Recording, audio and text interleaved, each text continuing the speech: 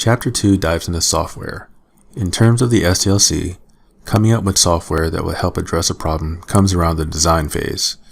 This chapter talks about the different sources for software, breaking down pros and cons of each. Remember that in the SDLC, there are 5 phases of development: planning, analysis, design, implementation, and maintenance. This chapter sets up part of the design phase. In the planning phase, we identify a business need or issue to address, and in the analysis phase, we get specific as to what the final product will end up doing. In the design phase, we find components, both hardware and software, that will help us get to that end stage. This chapter looks at software options, but these concepts can somewhat easily be extended to hardware options as well. When looking for a software solution, you generally have 3 options. You can either get something off the shelf, you can write the program yourself with programmers at your company, or you can have someone else develop it for you. There are subtle differences among these, and as part of the analysis and design phases, it's up to your project team to decide which path works best for your situation. Outsourcing can take one of 2 forms. Either we can use a cloud solution, or we can use an IT firm to write code or to do the work for us. Cloud solutions involve using another company's resources through the internet. These options range from leasing space on a server to run programs that we already own, to leasing server space and a software suite, to leasing an entire server to include the operating system, software, and hardware. This is a viable option for companies that might not want to invest heavily in their own IT infrastructure, or if they don't have the knowledge or experience or staff to maintain that equipment. It's entirely possible that whatever software solution we're looking for to help with our project might already exist on a cloud platform, so using this option might help us cut down on project time and free us of any long-term in-house maintenance expenses. But we'd be tied to the cloud provider monthly or yearly, even if we don't need the software anymore. Outsourcing to an IT firm puts all the responsibility on them to get the job done. I'm sure you're familiar with customer service departments being outsourced to other companies. That's exactly what we're talking about here with outsourcing to an IT firm. In the case of software, we're asking another company to write a program for us for the project we're working on.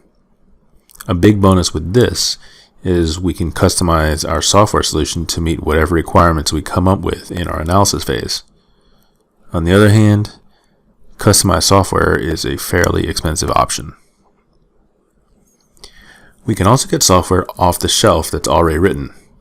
This option comes in 3 flavors: open source, prepackaged, and enterprise. Open source software is free to use and modify compared to prepackaged software where end-user license agreements prevent code-level modifications. The best examples of these are OpenOffice versus Microsoft Office.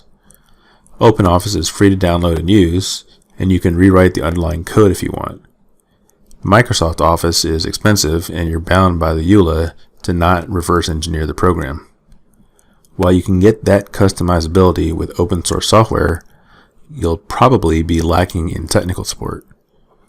With prepackaged software, generally you have a company that's willing to back up their product and help you through any technical problems you may have.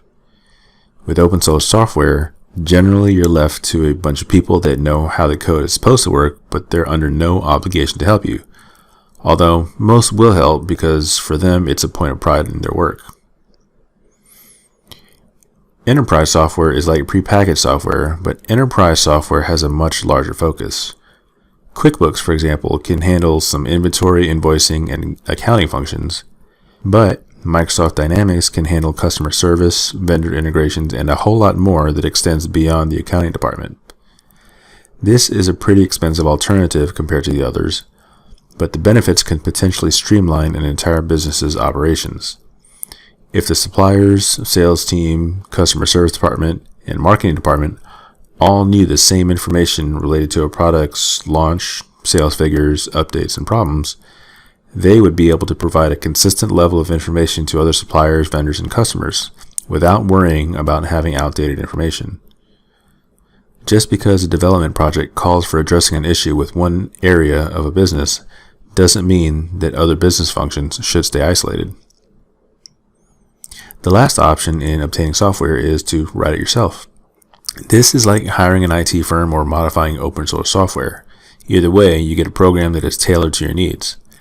But, like open source software, you'd be left to your own devices for technical support. And like the IT firm, you'd pay for that level of customization compared to getting something off the shelf.